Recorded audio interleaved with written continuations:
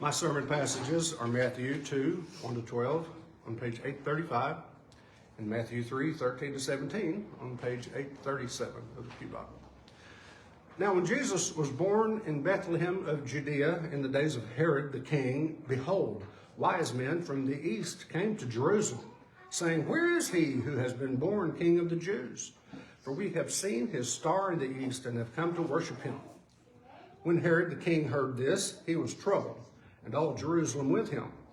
And assembling all the chief priests and scribes of the people, he inquired of them where the Christ was to be born. They told him, in Bethlehem of Judea. For so it is written by the prophet, And you, O Bethlehem, in the land of Judah, are by no means least among the rulers of Judah. For from you shall come a ruler who will govern my people Israel. Then Herod summoned the wise men secretly, and ascertained from them what time the star appeared. And he sent them to Bethlehem, saying, Go and search diligently for the child. And when you have found him, bring me word, that I too may come and worship him.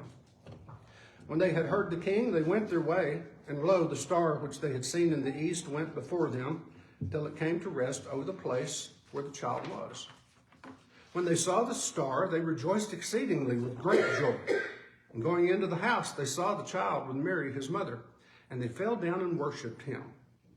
Then, opening their treasures, they offered him gifts, gold and frankincense and myrrh. And being warned in a dream not to return to Herod, they departed to their own country by another way. And now Matthew 3, 13-17.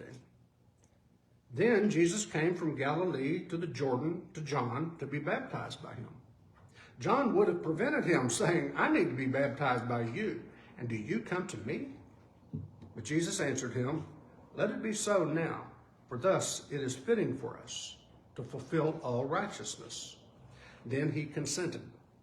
And when Jesus was baptized, he went up immediately from the water, and behold, the heavens were opened, and he saw the Spirit of God descending like a dove, and alighting on him. And lo, a voice from heaven, saying, This is my beloved Son, with whom I am well pleased. The word of the Lord. May God grant us wisdom and courage for interpretation.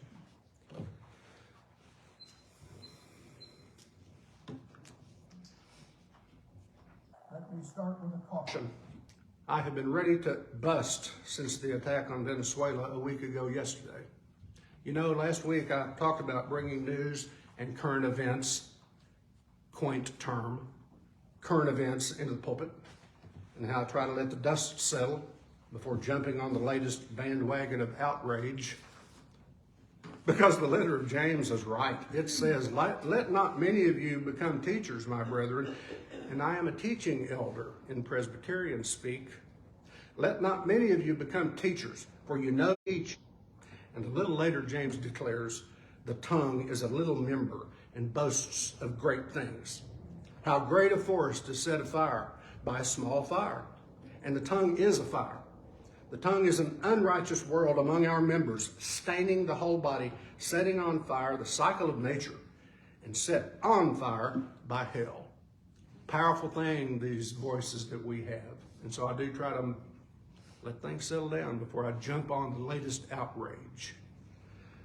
Because too many unrighteous, impatient tongues at podiums, pulpits, keyboards, and smartphones, inspired by hell, are staining our whole body politic. And they're setting this whole country and half its churches on fire. And I don't mean the purifying kind of fire. I mean the kind that burns things down. So I do try to hold my tongue. But since the attack on Venezuela, and please bear with me, I am going somewhere specific with this. Since then, the White House, therefore the President and the Vice President, literally lied and rewrote the history of January 6th, 2021, claiming that Democrats, quote, staged the real insurrection by certifying a fraud-ridden election, end quote, and accusing Vice President Mike Pence, a Republican, of, quote, cowardice and sabotage in service of, quote, the greatest election theft in U.S. history, end quote. Now listen, even National Review, do you know National Review? founded by conservative William F. Buckley Jr. himself. Even National Review called Trump and them out for such a sick fantasy and to put it on the White House webpage.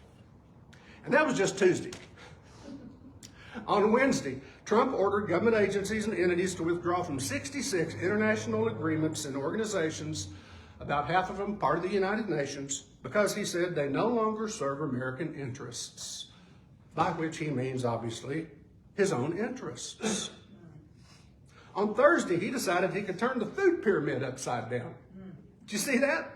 He really did. He put animal protein right up there at the top, in the most literal example of throwing red meat to energize his base that I've ever seen. And I like red meat. On Friday, he declared the seizure not only of Venezuelan oil and tankers and such, but of its oil revenue as, quote, property of Venezuela held in U.S. custody for governmental and diplomatic purposes, not subject to private claims, end quote. Not subject to private claims other than his own. And he did work it where he declared some kind of an emergency that apparently does disengage the courts. So there's no judicial review. Oh, and he's serious about getting a hold of Greenland from Denmark, which would destroy NATO. Because Denmark is a member of NATO. And the United States is a member of NATO. And NATO is obligated under that collective agreement to defend Greenland, but it won't. And NATO will die. Or becomes about as useful as the Organization of American States, the OAS, which we have not heard about in a long time. The OAS, with member states from the United States through Central America and the islands and South America, including Venezuela, is another international agreement of nations to maintain an order of peace and justice, and to promote their solidarity, and to defend their sovereignty, their territorial integrity, and their independence. They've had meetings, and they've given speeches, but they have not defended Venezuela. Now, whether the president, Maduro, whether he should have been deposed and arrested or should have been defended is irrelevant to this whole outlaw approach to literal gunboat diplomacy and adjudication. And I could go on, but the case of Renee Nicole Good, the 37-year-old woman shot dead by an ICE agent in Minneapolis on Wednesday, and the way everybody in the Trump administration and its allies are blaming the victim for exercising her rights. That case is the biggest indication yet that we have met the empire, and it is us. It's not just that we're now riding along helplessly inside this great empire, freshly revived, as it goes helicoptering, parachuting, warshipping, and marching on over there. We're in the thick of it right here. So where am I going with this? To the Bible, through the White House. Hold on. The president gave me the sermon title, Dismissed by Herod, and it's a double entendre. On January 6th, the White House issued a presidential message on Epiphany.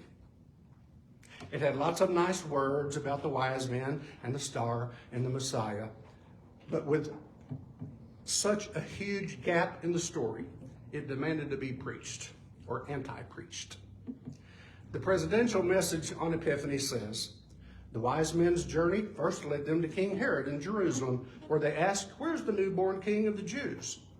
Dismissed by Herod, they journeyed on to the small town of Bethlehem, following the heavenly sign that drew them to the Messiah. Dismissed by Herod. That leaves out a lot. Then Herod summoned the wise men secretly, and he sent them to Bethlehem. And when you have found the child, bring me word that I too may come and worship him. Wink, wink. Remember, he's so desperate to kill him, he kills all the little babies, it says. And then, being warned in a dream not to return to Herod, they departed to their own country by another way. In other words, the White House whitewashed Matthew's story of Epiphany. Of course it did, because the story is set in an empire with puppet King Herod intending to kill Jesus, forcing them to migrate into Egypt as refugees. I imagine it hit too close to this White House. It hit too close to home. To Emperor Donald Trump and to Prince J.D. Vance. Epiphany is the celebration of Jesus, the Messiah's manifestation to wise men, Gentiles, the entire world. Epiphany also means the sudden realization of a deep truth or a deep meaning, an aha moment that changes someone's perspective or maybe their life. The White House said Jesus, Mary, and Joseph were dismissed by Herod, the king. Trump thinks he's a king or an emperor, and he dismisses us in this country. We are dismissed by this would-be Herod. May our current events, for Christ's sweet sake and the sake of the world, give more people aha moments. We have met the empire, and it is us. You really can find fresh lenses in our ancient scriptures for framing and understanding the situation we are barreling toward in this country. The federal government is yanking people off the streets and shooting them dead. As someone said, somewhere, a girl named Anne is hiding in an attic, writing in a diary. Teenage Anne Frank, hiding from Nazis, did write in her diary on January 13th, 1943. Terrible things are happening outside. At any time of night and day, poor helpless people are being dragged out of their homes. Families are torn apart. Men, women, and children are separated. Children come home from school to find that their parents have disappeared. End quote. That's from Anne Frank's diary. The old scriptures can give us fresh lenses for seeing the light in our own times. The Epiphany story is one. The Hebrew prophets give us others. The prophets saw powerful people and saw through powerful people, especially illegitimate powerful people. Jeremiah 23, 1-4 was one of my devotional readings yesterday morning. Now, shepherds here is a metaphor for the ancient kings who were also supposed to be spiritual leaders of the people, but they were evil.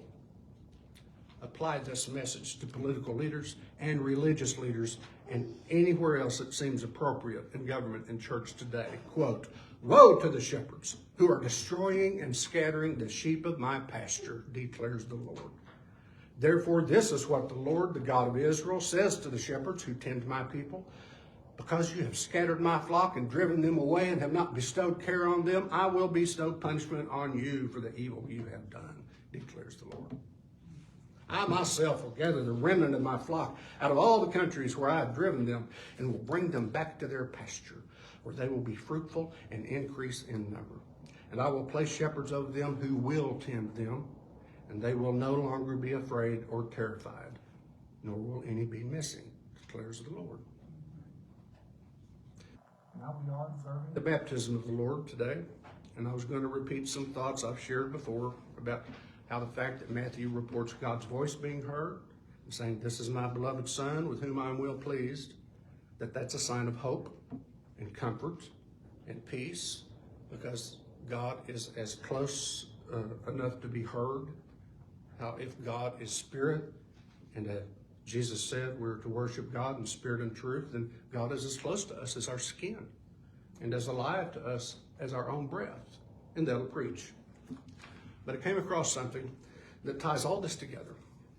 Minneapolis, Epiphany, Empire, Baptism, and Church. It came from Alleluia Lutheran Church, ELCA, in St. Michael, Minnesota. It's pretty powerful, and it's awfully challenging. Listen, this week has weighed heavily on Minnesota. Let me start over.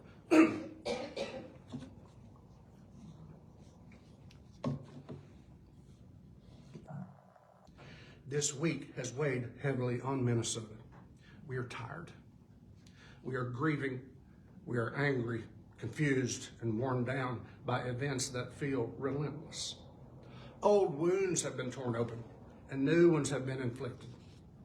And into this moment, Not after it settles, not once we have our answers, comes the church's insistence on proclaiming the baptism of our Lord. At Jesus' baptism, nothing is resolved yet. Rome is still Rome. Herod is still Herod. Violence still stalks the land. But in the midst of it all, heaven opens, but not to issue a policy, not to settle an argument, but rather to speak in identity. This is my Son, the beloved, with whom I am well pleased. Before Jesus preaches a sermon, before he heals anyone, before he confronts injustice or absorbs violence, God names Jesus as his beloved. And that naming does not stop with Jesus. In baptism, it is spoken over us. We are church together, each members of one body, given the manifestation of the Spirit for the common good, as Paul said. Not for our side's good, not for winning arguments, not for retreating into fear, for the common good. Though powers strive to divide and isolate us, to make us fear our neighbor and one another, we know that in Jesus Christ we are knit together, called to make God's love real. And I repeat, though powers strive to divide and isolate us, to make us fear our neighbor and one another, we know that in Jesus Christ we are knit together, called to make God's love real. That conviction is not naive. It is costly. Isaiah's servant does not shout or crush. He brings justice quietly and faithfully, not breaking a bruised reed or quenching a dimly burning wick, as it says in Isaiah. Psalm 29 does not deny the storm. It declares that the voice of the Lord is upon the waters, and that the Lord sits enthroned over the flood. Over chaos. It's almost always what flood means in the Old Testament. Over chaos. Peter in Acts stands before people divided by ethnicity, loyalty, and history. And he says what? I truly understand that God shows no partiality. Baptism does not make us agree. Baptism makes us belong. It binds us to Christ, and therefore to one another, even when we would rather stand apart. It gives us an identity deeper than fear, stronger than anger, and more enduring than the headlines of the week. You see how this spoke to me? In baptism, God does not promise us an easy road, but God does promise presence. You are mine, God says. So this Sunday, we do not gather as Republicans or Democrats, progressives or conservatives, insiders or outsiders. We gather as people marked with water and named beloved. We gather trusting that the same Spirit who descended upon Jesus is still at work, stitching together what feels torn, breathing hope where cynicism tempts us, and calling us not to despair, but to love our neighbors fiercely and faithfully. Because the opposite of hope is not realism. The opposite of hope is despair. And baptism refuses despair. I will see you, and we will see one another in church on Sunday. End quote. To the blessed and only sovereign, the true King of kings and Lord of lords, who alone has immortality and who dwells in holy light, be honor and true dominion. Amen.